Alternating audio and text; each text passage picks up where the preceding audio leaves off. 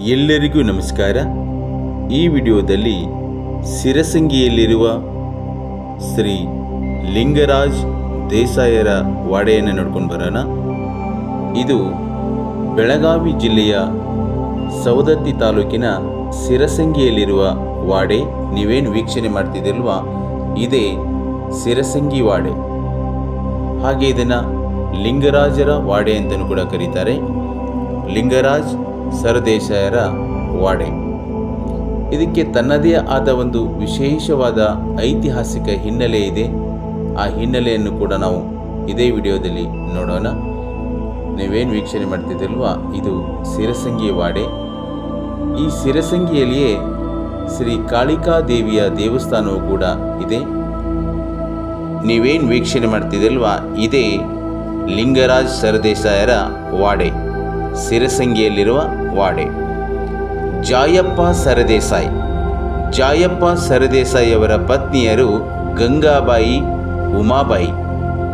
ಇವರಿಗೆ ಮಕ್ಕಳಿಲ್ಲದೆ ಜಾಯಪ್ಪ ಸರದೇಸಾಯಿಯವರು ಮರಣ ಹೊಂದಿದ ನಂತರ ಇವರ ಹಿರಿಯ ಪತ್ನಿಯಾದ ಗಂಗಾಬಾಯಿಯವರು ಒಂದು ದತ್ತುಪುತ್ರವನ್ನು ತೆಗೆದುಕೊಳ್ತಾಳೆ.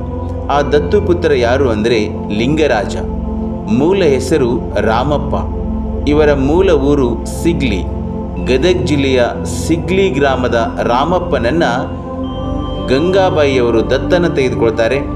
ಮುಂದೆ ಆ ರಾಮಪ್ಪನೇ ಲಿಂಗರಾಜನಾಗ್ತಾನೆ. ಆ ಲಿಂಗರಾಜನ ದತ್ತುಪುತ್ರವನ್ನು ಉಮಾಬಾಯಿ ವಿರೋಧಿಸ್ತಾಳೆ. ನೋಡಿ, ಜಾಯಪ್ಪ ಸರದೇಸಾಯಿ ಹಿರಿಯ ಪತ್ನಿ ಗಂಗಾಬಾಯಿಯವರು ಲಿಂಗರಾಜನನ್ನ ದತ್ತು ತೆಗೆದುಕೊಂಡ್ರೆ ಕಿರಿಯ ಪತ್ನಿ ಉಮಾಬಾಯಿ ಅದನ್ನು ವಿರೋಧಿಸ್ತಾರೆ. ಹೀಗಾಗಿ ಮುಂದೆ ಗಂಗಾಬಾಯಿ ಮರಣದ ನಂತರವೂ ಕೂಡ ಏನಾಗುತ್ತೆ ಅಂತಂದರೆ, ಅವರ ಚಿಕ್ಕಮ್ಮ ಉಮಾಬಾಯಿ ಮತ್ತು ಲಿಂಗರಾಜರ ಮಧ್ಯದಲ್ಲಿ ಆಸ್ತಿಗಾಗಿ ಜಗಳ ಪ್ರಾರಂಭವಾಗುತ್ತೆ.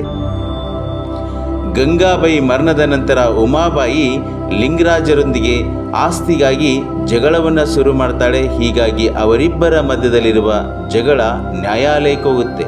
ನ್ಯಾಯಾಲಯದಲ್ಲಿ ಲಿಂಗರಾಜರ ಪರವಾಗಿಯೇ ಬರುತ್ತೆ. ಹೀಗಾಗಿ ಅವರ ಮೂಲ ದಾಖಲೆಗಳ ಪ್ರಕಾರ ಅವರ ಒಟ್ಟು ಆಸ್ತಿ 42,000 ಎಕರೆ.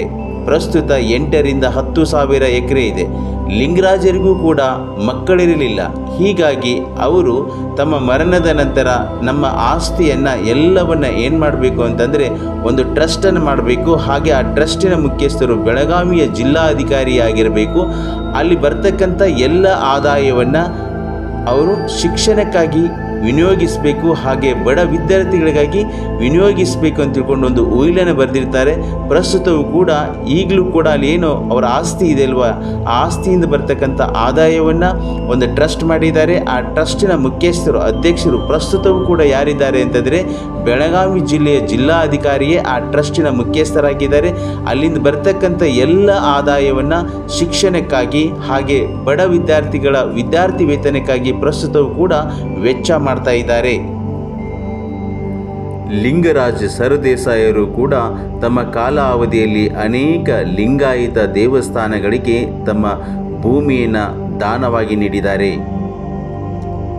ಇದು ಅವರ ಮನೆಯಲ್ಲಿ ನಿರ್ಮಿಸಿಕೊಂಡ ಈಶ್ವರ ದೇವಸ್ಥಾನ. ಇದು ಹಿಂಭಾಗದಲ್ಲಿದೆ, ನೀವು ಹೋದರೆ ವೀಕ್ಷಣೆ ಮಾಡಬಹುದು. ಪ್ರಸ್ತುತ ಈ ವಾಡೆಯನ್ನು ದುರಸ್ತಿ ಮಾಡ್ತಾ ಇದ್ದಾರೆ. ನೀವು ಕೂಡ ಸಿರಸಂಗಿಗೆ ಭೇಟಿ ನೀಡಿದರೆ ಇಲ್ಲಿ ಈ ವಾಡೆಯ ಜೊತೆಗೆ ಸಿರಸಂಗಿಯಲ್ಲಿರುವ ಶ್ರೀ ಕಾಳಿಕಾ ದೇವಿಯ ದೇವಸ್ಥಾನವನ್ನು ಕೂಡ ವೀಕ್ಷಣೆ ಮಾಡಬಹುದು. ಸಿರಸಂಗಿಯಲ್ಲಿರುವ ಶ್ರೀ ಕಾಳಿಕಾ ದೇವಿಯ ದೇವಸ್ಥಾನದ ವಿಡಿಯೋದ ಲಿಂಕನ್ನು ಡಿಸ್ಕ್ರಿಪ್ಷನ್ ಬಾಕ್ಸಲ್ಲಿ ಹಾಕಲಾಗಿದೆ. ಸೊ ನಿಮಗೆ ಬೇಕು ಅಂದರೆ ಆ ವಿಡಿಯೋನು ಕೂಡ ನೀವು ವೀಕ್ಷಣೆ ಮಾಡಬಹುದು. ಪ್ರಸ್ತುತ ಈ ರೀತಿಯಾಗಿ ಈ ಒಂದು ವಾಡೆದ ದುರಸ್ತಿಯನ್ನು ಮಾಡ್ತಾ ಇದ್ದಾರೆ. ಸ್ವಲ್ಪ ಅಲ್ಲಿ ಇಲ್ಲಿ ಅದು ಸ್ವಲ್ಪ ಬಿದ್ದು ಹೋಗಿದೆ, ನೀವು ವೀಕ್ಷಣೆ ಮಾಡ್ತಾ ಇದ್ದಿಲ್ವ. ಸೊ ದುರಸ್ತಿಯ ಕಾರ್ಯ ನಡೆದಿರೋದನ್ನು ನೀವು ಇಲ್ಲಿ ವೀಕ್ಷಣೆ ಮಾಡಬಹುದು. ಇದು ಮನೆಯ ಕೋಣೆಗಳು, ಏನು ವೀಕ್ಷಣೆ ಮಾಡ್ತಿಲ್ಲ. ಹಿಂಭಾಗದಲ್ಲಿ ಏನು ಕಾಣಿಸ್ತಾ ಇದೆಯಲ್ಲ, ಇದು ದೇವಸ್ಥಾನ. ಈ ಶಿವನ ಒಂದು ದೇವಸ್ಥಾನ ಚಿಕ್ಕದಾಗಿ ಅವರು ಕಟ್ಕೊಂಡಿದ್ದಾರೆ ಹಿಂಭಾಗದಲ್ಲಿ.